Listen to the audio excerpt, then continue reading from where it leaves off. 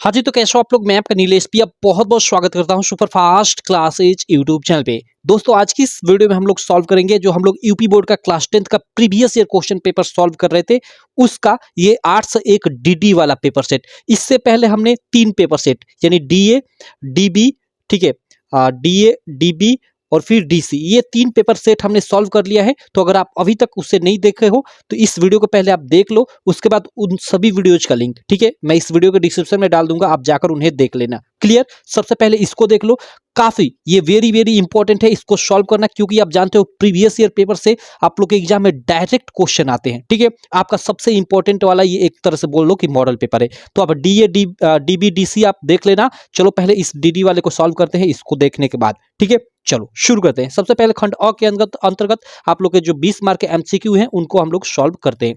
और देखो इसके अलावा मैं आपको बता दूं कि इसका जो सब्जेक्टिव क्वेश्चन है जिसमें आपका संदर्भ व्याख्या उधर है उसको भी हम लोग सॉल्व करेंगे। उसका देखो अच्छे से डिटेल में पहले ही ये मैंने अच्छे से ये सॉल्यूशन कर लाया हुआ है, ताकि आपको और अच्छे से सारी चीजें समझ में आ जाए। ठीक, और इसमें आप कैसे जीवन परिचय लिखोगे सारी चीजें आपको मालूम चल जाएगा। तो चलो सबसे पहले तो हम लोग ये बहुविकल्पीय प्रश्न कर लेते हैं, और इसका पीडीएफ कहाँ मिलेगा वो भी मैं आपको बता दूंगा। पहले हम लोग ये जो बहुविकल्पीय प्रश्न है उनको सॉल्व कर लेते हैं। चलो पहला क्वेश्चन हम लोग शुरू करते हैं। पहला क्वेश्चन है कि झूठा सच किस विधा की रचना है। देखो याद रखना, झूठा सच के लेखक कौन है, तो यशपाल, आपके एग्जाम में पूछा जाता है। ठीक है, यशपाल लेखक है, और ये किस विधा की रचना है, तो उपन्यास विधा की रचना है। झूठा सच यशपाल जी द्वारा लिखित उपन्यास विधा की रचना है। अगला क्वेश्चन है सेकंड नंबर की, अनंत आकाश के रचनाकार है जयप्रकाश भारती। सीधे सीधे ठीक, अनंत आकाश के रचनाकार जयप्रकाश भारती हैं। क्वेश्चन नंबर थर्ड है कि गुनाहों का देवता के रचनाकार मुंशी प्रेमचंद है। बिल्कुल गलत। अगला है कि भारतेंदु हरिश्चंद्र आलोचना साहित्य के जनक माने जाते हैं। गलत। ठीक है, एक कथन बेस्ड क्वेश्चन है, इसमें से हमें छांटना है एक कथन जो सही है। इधर 2 कथन दिया है, 2 तो हम लोग का हो गया।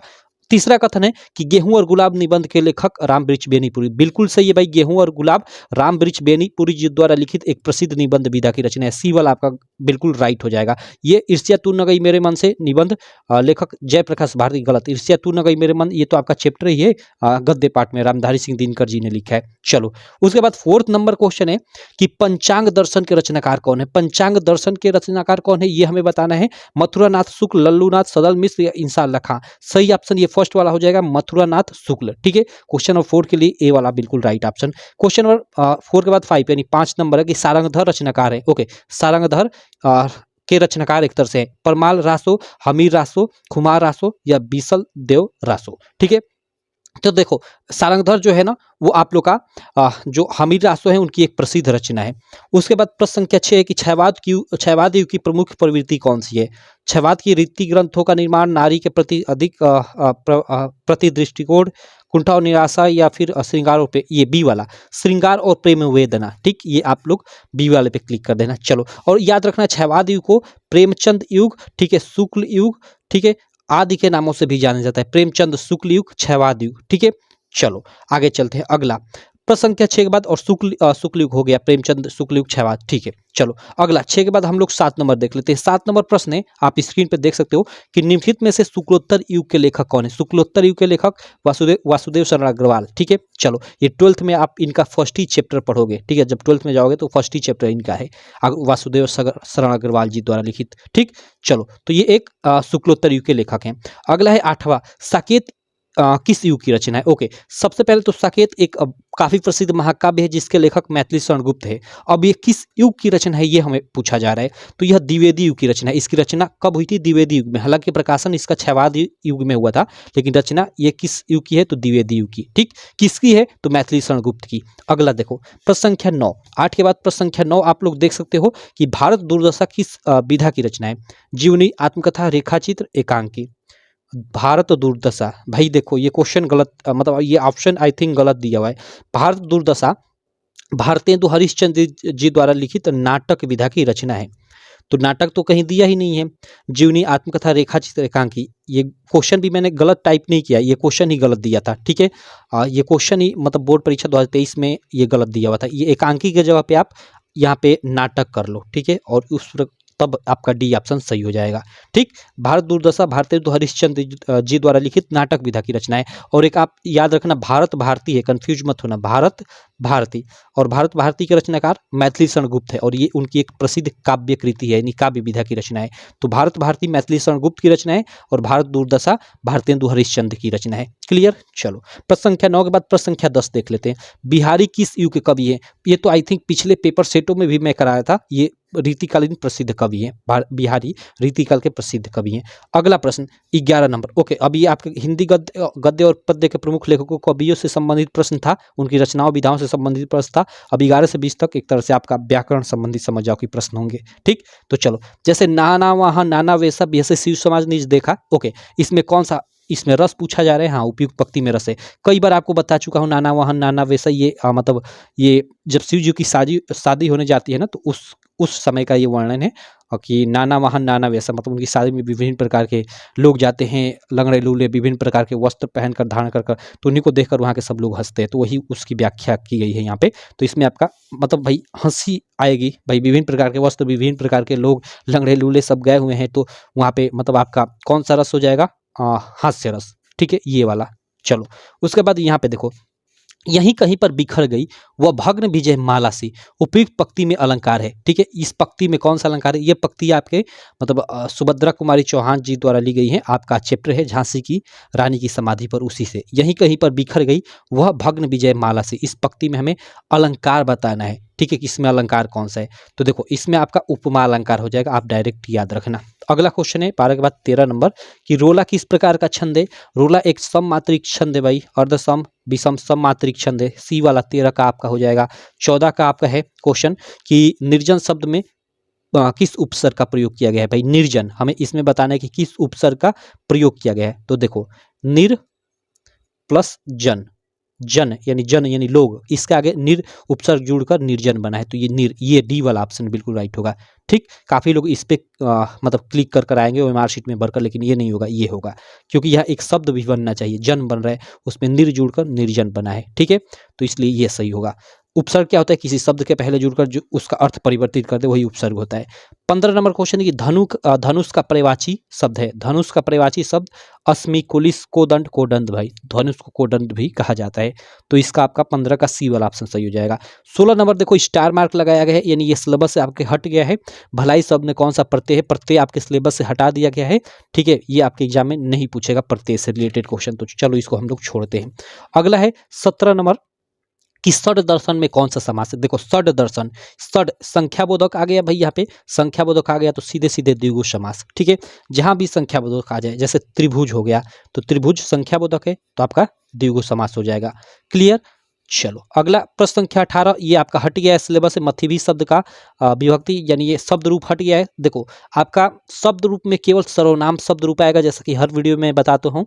तद और युष्मत का केवल आपका यहाँ पे मतलब पूछा जाएगा रूप, यहाँ पे जैसे पूछ देगा कि तद, तद मीन्स क्या होता है? वह। तद ये मतलब ये सर्वनाम है, तद और युष्मत, तद मीन्स वह, युष्मत मीन्स तुम, तो इनका ही यहाँ पे विभक्ति रूप पूछा जाएगा कि तद का पंचमी विभक्ति एक वचन रूप बताओ, या एक वचन रूप है और 4 ऑप्शन दे देगा, तो केवल आप तद और युष्मत का पढ़ लेना। चलो इनके जगह पे नए टॉपिक जुड़े हैं, यहाँ भी कुछ क्वेश्चन है, मैं बताऊंगा अभी टॉपिक, पहले ये भी 2 आपको दिखा देता हूँ। ये देखो ये भी हट चुका है। संधि आप लोग के एग्जाम में नहीं पूछा जाएगा हिंदी में, हिंदी से संधि को हटा दिया गया है। और ये जो धातु रूप है, पट धातु, हंस धातु, लिख धातु, इसे भी हटा दिया गया है। इन सब के जगह पे 3 नए टॉपिक जुड़े गए हैं। वाक्य के स्वरूप, वाच्य परिवर्तन, विकारी और अविकारी शब्द, ये 3 नए टॉपिक है, उनसे रिलेटेड यहाँ पे क्वेश्चन आएंगे 3 थे। क्लियर मेरे भाई। चलो तो यहाँ पे 20 हम लोग का एक तरह से MCQ जो भी था आप लोग के सिलेबस के अनुसार वो हो गया। अब चलो इनके बाद हम लोग खंड, मतलब उधर हम लोग का क्या था? खंड अ था, तो खंड ये ख नहीं होना चाहिए, खंड ब होना चाहिए, टाइपिंग मिस्टेक है। चलो कोई दिक्कत नहीं, ये पूरा पूरा पेपर ना मैंने टाइप किया हुआ है, पिछले साल लड़कों ने भेजा था तो पेपर काफ़ी धुंधला धुंधला था, तो इसलिए मैंने टाइप कर लिया है ये सारा का सारा पेपर। तो खंड अ के बाद खंड ब में आते हैं, और इसमें हम लोग जो सब्जेक्टिव क्वेश्चन है, संदर्भ व्याख्या वाले सब, उनको करते हैं। लेकिन उससे पहले मैं आपको बता दूं कि इस पूरे पूरे पेपर का आपको PDF कहाँ मिलेगा। तो देखो मैं आपको बताना चाहूँगा, हमारी एक ऐप है UP MSP स्टडी। ठीक है, इसको आप प्ले स्टोर से डाउनलोड कर सकते हो। ठीक है, गूगल प्ले स्टोर पे आप जाओगे, सर्च करोगे यूपीएमएसपी स्टडी, तो ये आ जाएगी, या इसका लिंक इस वीडियो के डिस्क्रिप्शन में भी मिल जाएगा। उसी ऐप पे जाओगे तो आपको आपका प्रीवियस ईयर मैं आपको दिखा भी देता हूँ, पूरा का पूरा प्रीवियस ईयर। देखो ये हमारी ऐप है, ठीक है, यहाँ पे देखो ये फोन है, इसमें यूपीएमएसपी स्टडी, देखो आपको प्ले स्टोर पे यही सर्च करना है, यूपीएमएसपी स्टडी, जो स्पेलिंग लिखा था यहाँ पे देखो लिखा हुआ है। ठीक, इसको सर्च करोगे तो ऐसा कुछ इंटरफेस दिखेगा। ऐप ओपन करोगे तो देखो यहाँ पे आपको फ्री स्टडी मटेरियल में यहाँ प्रीवियस ईयर पेपर में आओगे, जैसे हिंदी का देखना है तो हिंदी में आओ, हिंदी पेपर 2023। ठीक है, और देखो यहाँ सातों कोड मतलब DA DB DC DD, अभी ये DD जो पेपर है देखो इसको मैं ओपन करता हूँ, 1 मिनट थोड़ा टाइम लेगा। देखो ये पूरा का पूरा पेपर ओपन हो गया, और एकदम देखो HD क्वालिटी में। ठीक, कितना भी जूम करो ये फटे उठेगा नहीं आपका। तो इस तरह से आपको यहाँ पे पेपर ही मिल जाएगा, बिल्कुल फ्री में मिल जाएगा। और इस पेपर का पूरे से अच्छे से डिटेल में आप सॉल्यूशन चाहते हो, जैसा कि ये मतलब ऐसा यहाँ पे सॉल्यूशन लिखा गया है, ये डिटेल्ड में अच्छे से संदर्भ व्याख्या सहित, और सातों सेटों का, एक नहीं सातों सेटों का, और केवल हिंदी का ही नहीं मैथ का भी मिल जाएगा, साइंस, सोशल साइंस, हर एक सब्जेक्ट का। तो इसके लिए देखो ये हम लोग का आवर कोर्सेज में आओगे, ये लक्ष्य बैच में आओगे, क्लास 10th में आओगे, और मात्र यहाँ पे 99 रुपये पेमेंट करोगे। ठीक है, पेमेंट कैसे करना है देखो, इस पर एक बार और क्लिक करना है, और यहाँ से आप डायरेक्ट पेमेंट कर सकते हो। ये बाई नाउ पे क्लिक करोगे तो पेमेंट करने का ऑप्शन आ जाएगा, जैसे आप कहीं भी ऑनलाइन पेमेंट करते हो, फ्लिपकार्ट पे यहाँ से पेमेंट कर सकते हो। अगर आपके पास पेमेंट करने का ऑप्शन नहीं है तो किसी भी दुकान से इस QR कोड पे आप पेमेंट करा सकते हो, स्कैन कराकर। ठीक है, और उसके बाद पेमेंट का स्क्रीनशॉट इस नंबर पे आपको भेज देना है, ये जो आपको नंबर दिखाई दे रहा है इस नंबर पे आपको भेज देना है, और अपना नाम भेज देना है, आपको बैच में ऐड कर दिया जाएगा। या तुरंत पेमेंट करवाकर इस नंबर पे आप मुझे कॉल भी कर सकते हो, डायरेक्ट मुझसे बात भी कर सकते हो। क्लियर मेरे भाई? तो इस पे आपको क्या क्या मिल जाएगा, आपका प्रीवियस ईयर पेपर का 7 सेटों का बिल्कुल सोल्यूशन मिल जाएगा। उसके अलावा बोर्ड द्वारा जारी जो मॉडल पेपर है, उन सभी मॉडल पेपर का ऑल सब्जेक्ट का अच्छे से PDF के साथ वीडियो सॉल्यूशन भी मिलेगा, और टेस्ट भी मिलेगा। उसके अलावा एग्जाम टाइम में आपको वायरल मॉडल पेपर सब कुछ मिलेगा इस पे भाई। तो आप ज्वाइन कर सकते हो ये बैच। चलो मैं अब इसको साइड में रखता हूँ, बैच के बारे में मैंने बता दिया, ऐप के बारे में मैंने बता दिया। अब चलो हम लोग जो वर्णनात्मक प्रश्न है संदर्भ व्याख्या वाले, उनको सॉल्व करते हैं। यहाँ पे देखो, इसमें ये जो पहला प्रश्न है आप स्क्रीन पे देख सकते हो। ठीक है, पहला जो प्रश्न है आप जानते हो कि गद्यांश संबंधित रहेगा, एक गद्यांश दिया रहेगा, और अथवा कर एक नीचे भी गद्यांश दिया रहेगा। अथवा कर देखो यहाँ पे एक नीचे भी ये गद्यांश दिया है, दोनों में से किसी एक ही गद्यांश को आपको करना होगा, लेकिन हम लोग दोनों को सॉल्व करते हैं भाई। ठीक, चलो इसको भी करते हैं और इसको भी करते हैं। यहाँ पे देखो, अब हालांकि एग्जाम में आपको एक ही करना होगा, आपका मन ऊपर वाला करो या नीचे वाला। तो पहला ये गद्यांश देख सकते हो, ये क्या है कि काशी के उत्तर में धम्रचक्र विहार मौर्य और गुप्त सम्राटों की कीर्ति का खंडहर था। ठीक है, भग्नचूड़ तृण गुल्मों से ढके हुए प्राचीन ईंटों के ढेर में बिखरी हुई भारतीय शिल्प की विभूति ग्रीष्म की चंद्रिका में अपने को शीतल कर रही थी। अब देखो यहाँ पे यह किस चैप्टर से है, अगर आपको नहीं पता चल रहा है तो मतलब मान लो आप इसको पढ़ो, मतलब आपको नहीं पता चल रहा है तो इसको पढ़ो, क्योंकि पता चलेगा तभी। यहाँ पे पहला प्रश्न अवतरण का शीर्षक लिखिए। ओके, केवल शीर्षक का नाम लिखना है, यहाँ पे केवल शीर्षक का नाम लिखना है। अधिकांश पेपर सेटों में संदर्भ लिखने को बोलता है। तो शीर्षक भाई मतलब ये किस चैप्टर से है ये हमें बताना है, तो आप मतलब इसको पकड़ पाओगे तभी तो चैप्टर का नाम बता पाओगे। तो देखो ये आपका जो ममता वाला किस शीर्षक से लिया गया है, तो यह लिख दोगे कि प्रस्तुत अवतरण ममता नामक शीर्षक से लिया गया है। ठीक है, अगर संदर्भ लिखने को बोले तो प्रस्तुत गद्यांश हमारी पाठ्य पुस्तक हिंदी के ममता नामक पाठ से लिया गया है, जिसके लेखक कौन है भाई, तो जयशंकर प्रसाद हैं। सिंपल ऐसे लिख दो, आपका संदर्भ हो गया, जिसका 2 मार्क मिल जाएगा। ठीक, यहाँ पे और केवल शीर्षक का नाम यानी चैप्टर का नाम लिखने को बोला है, तो केवल चैप्टर का नाम लिख दो कि प्रस्तुत अवतरण का शीर्षक ममता है, इसका 2 मार्क आपको मिल जाएगा। और रेखांकित अंशों की व्याख्या करना है। देखो ये भग्नचूड़ तीर्ण गुल्मों से ढके हुए प्राचीन ईंटों के ढेर में बिखरी हुई भारतीय शिल्प की विभूति ग्रीष्म की चंद्रिका में अपने को शीतल कर रही थी। अब इसका आपको क्या करना है, इसका आपको रेखांकित अंश की व्याख्या करना है। तो व्याख्या, अब रेखांकित अंश की व्याख्या हेडिंग डालकर और उसमें आपको व्याख्या करना है। व्याख्या कैसे करोगे भाई, आप देखो यहाँ पे किया गया है, मैं आपको दिखा देता हूँ यहाँ पे अच्छे से डिटेल्ड में।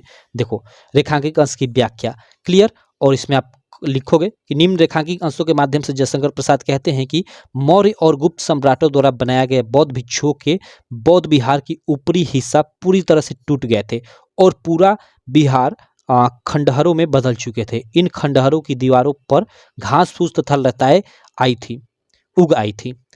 टूटी फूटी ईंटों के ढेर इधर उधर बिखरे पड़े थे, जिनमें भारत की भव्य शिल्पकला छिपी हुई थी। ग्रीष्म ऋतु की शीतल चांदनी में यह महान शिल्पकला अब अपने को शीतल कर रही थी। तो ऐसे आप इसकी व्याख्या कर दोगे यहाँ से यहाँ तक, ठीक है। इसका आपको 2 मार्क मिल जाएगा। और धर्मचक्र कहाँ स्थित था भाई, तो धर्मचक्र काशी में स्थित था, ठीक, काशी के उत्तर में, ठीक है। तो वही लिख दो कि धर्मचक्र काशी के उत्तर में या काशी में स्थित था, सिंपल। तो ये 6 मार्क आपको यहाँ से मिल गया।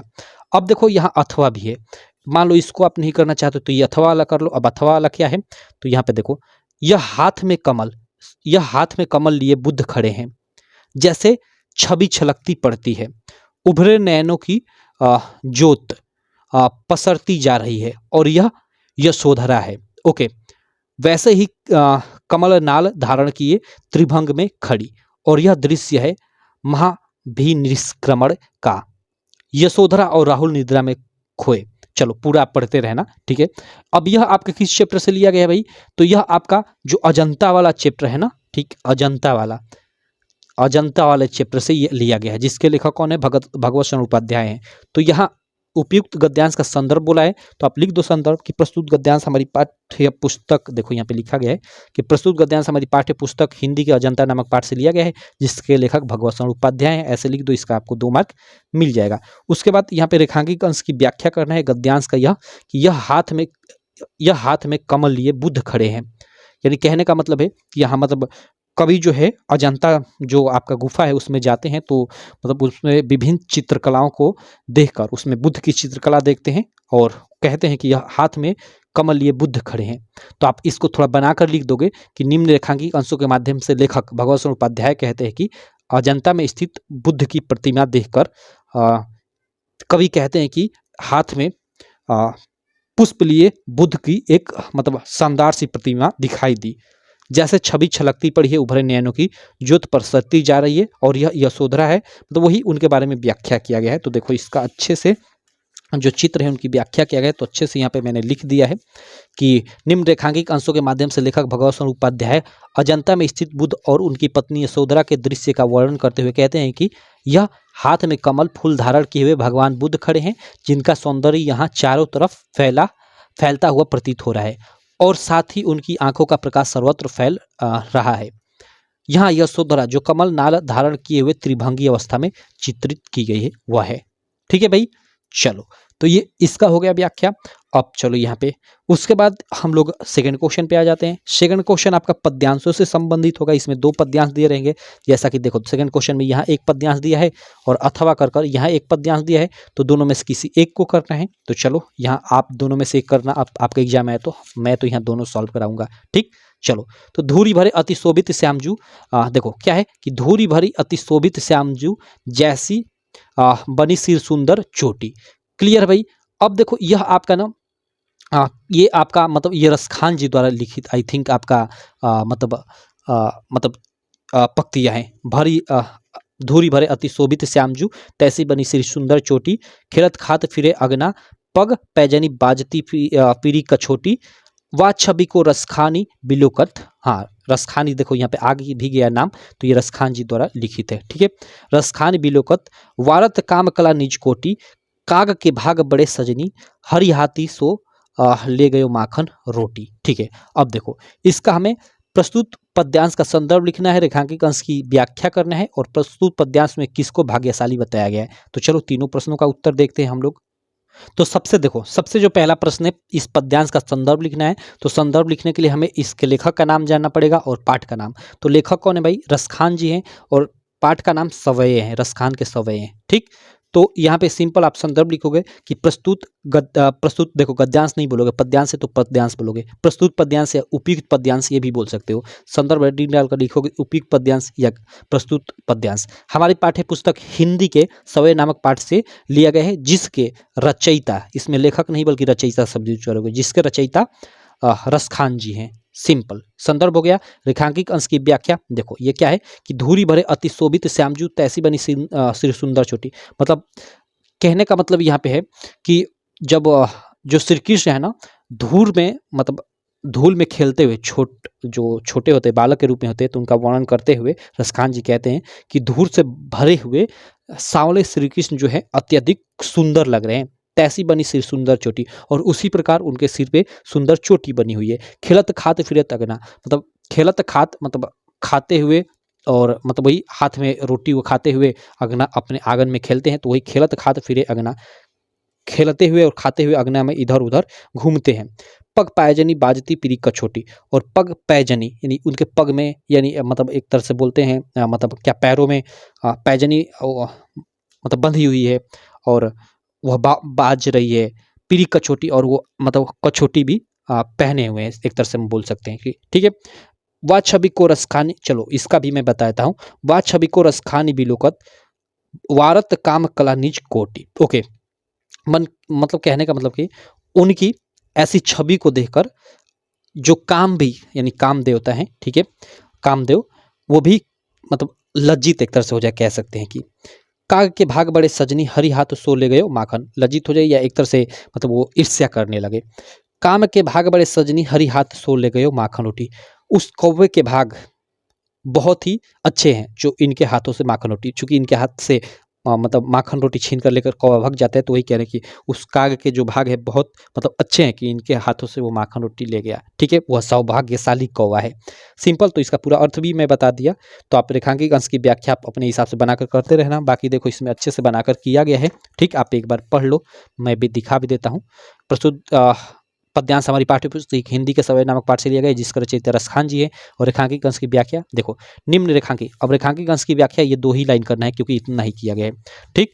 रेखांकित अंश इतना है तो इसी की व्याख्या करना है, अर्थ तो मैंने आपको पूरा का बता दिया। तो देखो क्या लिखोगे कि निम्न रेखांकित अंशों के माध्यम से रसखान जी 2 गोपियों के बीच के बातचीत का वर्णन करते हुए कहते हैं कि, या फिर गोपियों के बातचीत का वर्णन करते हुए कहते हैं कि दूर से भले सांवले श्री कृष्ण अत्यधिक सुंदर लग रहे हैं, और वैसे ही उनके सिर पर सुंदर चोटी सुशोभित हो रही है। वे खेलते और खाते हुए अपने घर के आंगन में इधर उधर घूम रहे हैं। उनको उनके पैरों में पायल बज रही है, और वे पीले रंग की एक अत्यधिक सुंदर कछोटी पहने हुए हैं। बस इतना ही लिख दो, क्योंकि इतना ही लिखना है, इतने का ही आपको व्याख्या करना है, इस लाइन की 2 लाइन की नहीं करना है, सिंपल। तो आपका हो गया। अब देखो प्रस्तुत पद्यांश में किसको भाग्यशाली बताया गया, तो भाई प्रस्तुत पद्यांश में कौवे को भाग्यशाली बताया गया, क्योंकि उनके हाथों से माखन रोटी लेकर भाग जाता है, सिंपल। तो ये हो गया। चलो इसका अथवा वाला जो प्रश्न है इसको भी कर लेते हैं। देखो यह क्या है, देखो, नहीं चाहिए बुद्ध की बैर, नहीं चाहिए नहीं चाहिए बुद्ध बैर की। ओके, भला प्रेम का उन्माद यहाँ, सबका शिव कल्याण यहाँ, पावे सभी प्रसाद यहाँ, सब तीर्थों का एक तीर्थ यह, हृदय पवित्र बना ले हम, आओ यहाँ आजा शत्रुबन हम, सबको मित्र बना ले हम। चलो अजा शत्रुबन सबको मित्र बना ले हम। अब देखो इसका हमें यहाँ से यहाँ तक रेखांकित अंश है, इसकी व्याख्या हमें करना है, क्योंकि रेखांकित अंश की व्याख्या पूछा है, उपयुक्त पद्यांश का हमें संदर्भ लिखना है, और भारत देश किस प्रकार का तीर्थ है, तो भाई भारत देश सब तीर्थों का मतलब एक तीर्थ है, एक तरह से हम बोल सकते हैं भारत देश सभी तीर्थों में उत्तम तीर्थ है, एक तरह से बोल सकते हैं, ठीक है। चलो तो यहाँ पे पद्यांश का हमें संदर्भ लिखना है, तो ये किस चैप्टर से है हमें मालूम होना चाहिए। तो देखो यह आपका मैथिली शरण गुप्त जी द्वारा लिखित भारत माता के मंदिर में, भारत माता के मंदिर में यह एक चैप्टर है। तो इसका कैसे अब आप पद्यांश का संदर्भ लिखोगे कि प्रस्तुत पद्यांश, चलो यहाँ लिखा हुआ है तो मैं आपको बता ही देता हूँ। देखो यहाँ पे लिखा हुआ है, 1 मिनट, कि प्रस्तुत पद्यांश हमारी पाठ्य पुस्तक हिंदी के भारत माता का मंदिर यह, ठीक है, नामक पाठ से लिया गया है, जिसका रचयिता मैथिली शरण गुप्त है, ऐसे लिख दोगे, ठीक। उसके बाद रेखांकित अंश की व्याख्या करना है, तो ये रेखांकित अंश की व्याख्या देखो यहाँ पे व्याख्या भी कर देते हैं भाई, व्याख्या 1 मिनट। रेखांकित अंश की व्याख्या हेडिंग डालकर लिखोगे कि निम्न रेखांकित अंशों के माध्यम से कवि मैथिली शरण गुप्त अपने देश यानी भारत भूमि को भारत माता का मंदिर बताते हुए कहते हैं कि यह भारत माता का मंदिर सभी तीर्थों में उत्तम तीर्थ है, क्योंकि यहाँ सभी धर्म संप्रदाय के लोग एक साथ मिलजुल कर रहते हैं। आओ हम सब अपने हृदय को पवित्र बनाकर, और यहाँ अजात शत्रु यानी अजात शत्रु मीन्स ऐसा व्यक्ति जिसका कोई दुश्मन ना हो, ठीक, यहाँ अजात शत्रु बन सभी को अपना मित्र बना ले। तो ऐसे आप इसकी व्याख्या कर दोगे, जो भी ये रेखांकित अंश है, ठीक। सब तीर्थों का एक तीर्थ यानी सभी तीर्थों में यह उत्तम तीर्थ है। हृदय पवित्र बना ले हम, आओ हम अपना सब हृदय पवित्र बनाकर, और यहाँ अजात शत्रु बन, और अजात शत्रु बन यानी ऐसा व्यक्ति बन जिसका कोई दुश्मन ना हो, ठीक है, अजात शत्रु बन सबको हम अपना मित्र बना ले, ठीक। चलो आगे चलते हैं। अगला हम लोग का इसके बाद है, यहाँ पे देख सकते हो तीसरा प्रश्न। तीसरे प्रश्न की बारी आ जाती है। अब देखो इसमें आपका निम्नलिखित संस्कृत गद्यांश में से किसी एक का संदर्भ सहित हिंदी में अनुवाद कीजिए, ये प्रश्न रहेगा। मतलब यहाँ पे एक संस्कृत गद्यांश, एक नहीं दो दिया रहेगा, यहाँ पे एक दिया रहेगा और फिर अथवा कर उस बगल एक दिया है। ठीक, तो दोनों में से किसी एक का आपको हिंदी अनुवाद करना है। उससे पहले आपको संदर्भ लिखना है। संदर्भ लिखने का 2 मार्क, हिंदी अनुवाद करने का 3 मार्क। तो देखो, अहम अस्य प्रहेलिकाम उत्तरम न जनामि, यहीं से आपको पता चल गया भाई, ये प्रबुद्धो ग्रामीणः वाला जो आपका चैप्टर है उससे ये लिया गया है। तो देखो प्रबुद्धो ग्रामीणः वाला तो चैप्टर काफ़ी इंपॉर्टेंट है, और साथ ही आपका जो वाराणसी वाला चैप्टर है वो भी काफ़ी इंपॉर्टेंट है। इसको एक बार अच्छे से आप पढ़ लेना, क्योंकि इन्हीं में से आपका यहाँ पे हिंदी अनुवाद में आएगा। ठीक, तो इसका तो आप सब लोग हिंदी अनुवाद जानते हो भाई, पढ़े ही हो सब लोग, तो इसका हिंदी अनुवाद छोड़ता हूँ, आप करते रहना। बाकी संदर्भ देखो, मैं आपको बता देता हूँ कि इसका संदर्भ कैसे लिखा जाता है, क्योंकि इसमें लेखक या फिर कवि का नाम नहीं लिखा जाता है। देखो यहाँ पे संदर्भ लिखोगे, प्रस्तुत संस्कृत गद्यांश हमारी, इसको गद्यांश बोला जाता है। ठीक है, प्रस्तुत संस्कृत गद्यांश हमारी पाठ्य पुस्तक हिंदी के संस्कृत खंड के प्रबुद्धो ग्रामीणा नामक पाठ से उद्धृत है, या फिर यहाँ उद्धृत के जगह पे लिया गया है, ये भी लिख सकते हो। और पूरा पूरा ये इसका हिंदी अनुवाद है यहाँ पे। तो चलो ये तो आप जानते हो हिंदी अनुवाद, ठीक, करते रहना। अगले प्रश्न पे चलते हैं। इसका देखो अथवा वाला भी है, इधर अथवा वाला भी है, तो उसको करो, या ये अथवा वाला उसको नहीं कर रहे हो तो इसको करो। और देखो ये भारतीय संस्कृति तू सर्वेशम मतलंबिना संगम स्थली। ठीक है, ये आपका जो भारतीय संस्कृति चैप्टर है, ठीक है, भारतीय संस्कृति, उसी से ये लेगा है। देखो 3 चैप्टर काफी इंपॉर्टेंट है गद्यांश के लिए, वाराणसी वाला, भारतीय संस्कृति ही वाला, और ये प्रबुद्धो ग्रामीण वाला। ये 3 अच्छे से आप पढ़ लेना। ठीक है, हिंदी अनुवाद एक बार आप अच्छे से सबका पढ़ लेना। तो यहाँ पे इसका आपको संदर्भ लिखना है, हिंदी अनुवाद। तो संदर्भ आप आसानी से लिख सकते हो भाई, भारतीय संस्कृति है तो आप लिख सकते हो कि प्रस्तुत संस्कृत गद्यांश हमारी पाठ्य पुस्तक हिंदी के संस्कृत खंड के भारतीय संस्कृति नामक पाठ से उद्धृत है। और उसके बाद हिंदी अनुवाद हेडिंग बनाकर इसका अनुवाद आप करते रहना, मैं छोड़ता हूँ। ठीक, चलो अगले प्रश्न पे चलते हैं। अगला देखो प्रश्न आपका श्लोकों से संबंधित रहेगा, इनको पद्यांश बोला गया है। संस्कृत वाला जो चैप्टर है, जैसे वाराणसी वाला हो गया, या फिर ये आपका भारतीय संस्कृति, उनके बीच बीच में छोटे छोटे श्लोक हैं। ठीक, तो उनसे आपका मतलब यहाँ पे श्लोक दिया रहेगा। ठीक, जैसे ये देखो मरणम मंगलम यत्र, ये आपका वाराणसी वाले चैप्टर से ये श्लोक यहाँ पे दिया हुआ है। ठीक, तो आपका दिया रहेगा, और इसमें से किसी एक का, दोनों इनको श्लोक बोलो या पद्यांश बोलो, बात देखी हुआ है, तो इनमें से किसी एक का आपको हिंदी अनुवाद के साथ साथ उसका संदर्भ भी लिखना रहेगा। क्लियर है भाई? तो चलो, संदर्भ लिखने का 2 मार्क, हिंदी अनुवाद लिखने का 3 मार्क, यानी 5 मार्क आपको मिलेगा। तो पहला, मर्ड मंगलम यत्र विभूचिस विभूषणम कौपीनम यत्र कौशयम साकाशी केन्मियते, आपकी ये वाराणसी वाले चैप्टर से। तो सिंपल अब इसका आप संदर्भ लिख दो कि प्रस्तुत संस्कृत, अब ये पद्यांश है, पद्यांश की जगह पे यहाँ श्लोक भी लिख सकते हो। तो प्रस्तुत पद्यांश, प्रस्तुत संस्कृत पद्यांश हमारी पाठ्य पुस्तक हिंदी के संस्कृत खंड के वाराणसी नामक पाठ से उद्धृत है या फिर लिया गया है, ऐसे लिख दो। ठीक, हिंदी अनुवाद भाई इसका, मरणम मंगलम यत्र विभूषि विभूषणम कौपीन यत्र कौशयम साकाशी के निमित्त, यानी मरणम मंगलम यत्र, जहाँ मरना भी मंगलकारी है, विभूषिस विभूषणम, जहाँ का मतलब जो भाई वो क्या होता है, भस्म भी आभूषण है, कौपियन यत्र कौशयम साकाशी के निमित्त, और जहाँ की लंगोटी भी रेशमी है, रेशमी वस्त्र है, उस काशी की मतलब हम माप किससे करें, उसकी तुलना किससे करें, ये इसका हिंदी अनुवाद आप लिख दोगे।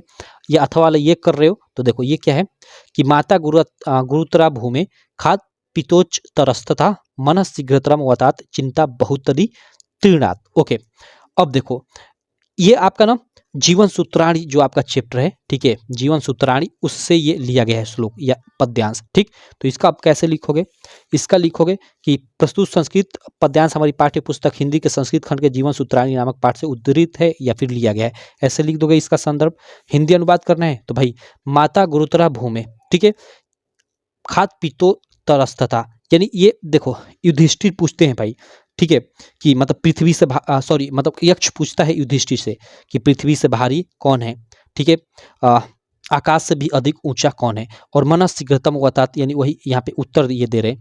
और एक और प्रश्न पूछते हैं कि वायु से अधिक शीघ्रगामी कौन है, ठीक है, और मतलब जो घास है त्रीड़ा है, घास है उससे भी दुर्बल कौन है, ये युधिष्ठिर मतलब के द्वारा युधिष्ठिर से प्रश्न पूछा जाता है यक्ष के द्वारा। तो युधिष्ठिर उत्तर देते हैं कि माता गुरुतरा भूमि खाद पिचोच अस्तथा, ठीक है, पितोच त्रस्तता मनस शीघ्रतरम वतात चिंतम बहुत, यानी माता गुरुतरा भूमि, ठीक है, यानी पृथ्वी से अधिक भारी माता है, खाद पितोच यानी मतलब आकाश से अधिक ऊंचा पिता है, मन शीघ्रतम वतात, यानी जो मतलब मन है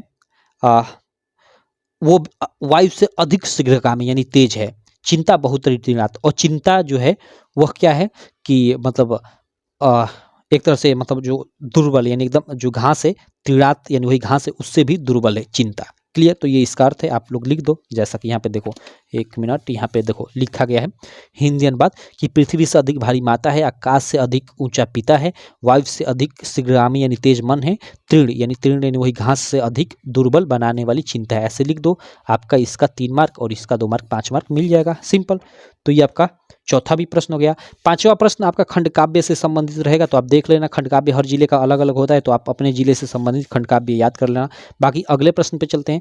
अगला प्रश्न देखो आपका प्रश्न संख्या 6 रहेगा। 6 में 2 प्रश्न रहेंगे, क और ख।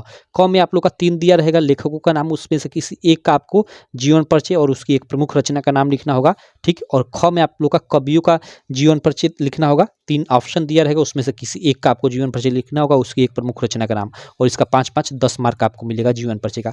जीवन परिचय आप याद ही कर लिए होगे भाई, आचार्य रामचंद्र शुक्ल का आप याद कर लेना, जयशंकर प्रसाद का, और एक रामधारी सिंह दिनकर का, और उसके अलावा ये आप मतलब एक और याद करना चाहते हो कर लेना, नहीं तो यही फंस जाएगा आपके एग्जाम में। आचार्य रामचंद्र शुक्ल का, जयशंकर प्रसाद का, ये 2 इंपॉर्टेंट है, और एक आप रामधारी सिंह दिनकर का या किसी और का याद कर लेना।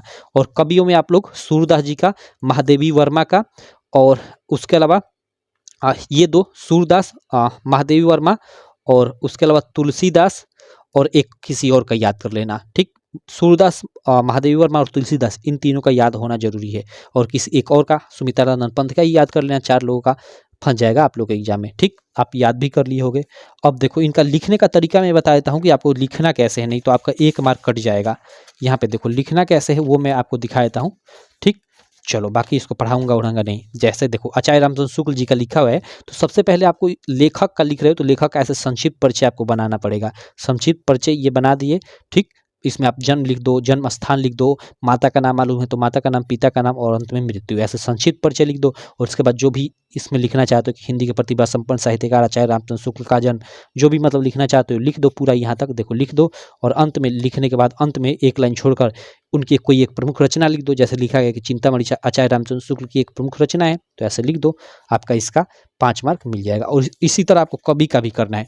कवि का भी यहाँ पे देखो संक्षिप्त परिचय बनाना है, और उसके बाद यहाँ पे इनका जो भी जीवन परिचय है लिख देना है, और अंत में एक प्रमुख रचना का नाम लिख देना है, जिसका 5 मार्क आपको मिल जाएगा। ठीक है भाई। चलो, तो ये आपका जीवन परिचय से संबंधित प्रश्न रहा।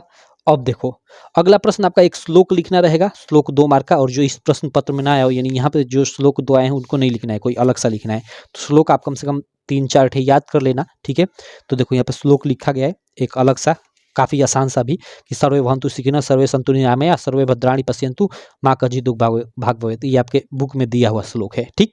और इसको आप कक्षा 5वीं या 6वीं से ही पढ़ते आ रहे हो, काफी फेमस है यह, तो मैंने लिख दिया, इसका 2 मार्क आपको मिल जाएगा। अब देखो उसके बाद यह संस्कृत उत्तर वाले प्रश्न है। अब देखो नए सिलेबस के अनुसार ये 4 मार्क 2 + 2 यानी 4 प्रश्न इनमें से 2 को करने का आपको 4 मार्क दिया गया था पिछले साल। ठीक है। लेकिन इस बार आपको मतलब 2 मार्क ही दिया जाएगा, यानी 1 + 1 = 2 मार्क, यानी 2 प्रश्न करने का 2 मार्क। 4 में से किसी 2 का ही आपको उत्तर देना है। ठीक। क्योंकि यहाँ पे बोला है निम्नलिखित प्रश्नों में से 2 प्रश्नों का उत्तर दो। आप कोई भी प्रश्न ले लो, इसमें से 2 का ही उत्तर दो, भले ही आपको 4 आ रहा है। तो दारासिकोह वाराणसी आगत्य किम करो, वाराणसी आकर दारासिकोह ने क्या किया। तो देखो यहाँ पे इसका आंसर लिखा गया है कि दारासिकोह वाराणसी आगत्य भारतीय दर्शन शास्त्राणाम अध्ययन अकरोत्, यानी भारतीय दर्शन शास्त्र का अध्ययन किया। उसके बाद प्रश्न कि गीता यह कह संदेश, तो निष्काम कर्म करणम एव गीता यह संदेश अस्ति, यानी अब बिना किसी इच्छा के आप अपना काम करते जाओ, यह गीता का संदेश है। न्यायाधीशस्य पीठे यानी आसने कह अतिष्ठत, कौन बैठा था भाई, तो न्यायाधीशस्य पीठे यानी वही आसने एक पार्षिक अतिष्ठत, ऐसे लिख दो। मरिष्यतः मित्रम किम अस्ति, तो मरिष्यतः मित्रम दानम अस्ति, यानी मरते हुए का मित्र क्या है, दान है। क्लियर। तो ये 4 प्रश्नों का उत्तर मैंने बता दिया, बाकी आप याद कर लेना, क्योंकि आपके एग्जाम में इनमें से कौन आएगा कोई भरोसा नहीं है। चारों को याद कर लेना, लेकिन आप लिखना कॉपी में 2 ही का उत्तर। ठीक। चलो उसके बाद अगला प्रश्न देख लेते हैं। अगला प्रश्न देखो जो आया था 2023 में निबंध वाला 9 नंबर प्रश्न, हालांकि ये इस बार 9 मार्क में नहीं आएगा, 7 मार्क में आएगा। तो 2 मार्क यहाँ से और 2 मार्क यहाँ प्रश्न उत्तर का निकाल कर यहाँ पे प्रश्न संख्या 10 में एक पत्र लेखन नया इस बार ऐड किया गया है प्रश्न। ठीक है। तो चलो अब देखो निबंध भाई आप इसमें से देखो आतंकवाद की समस्या और समाधान, बेरोजगारी की समस्या एवं समाधान। ठीक है।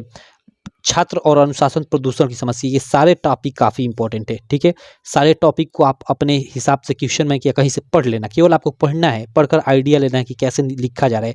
आप एग्जाम में अपने हिसाब से बना बना कर ही लिखना, क्योंकि ये निबंध आप याद नहीं किया जाता है, केवल निबंध आप पढ़ लो कैसे लिखा जा रहा है, आप आइडिया ले लो और एग्जाम में अपने हिसाब से लिखना। ठीक, बाकी इसका मतलब मैं वीडियो भी ला दूंगा कि कैसे आपको लिखना है। आपको अच्छे से रूपरेखा तैयार कर कर लिखना होता है, ऐसा नहीं कि आप ऐसे ही लिखते जाओ, नहीं, अच्छे से रूपरेखा तैयार कर कर लिखना पड़ता है।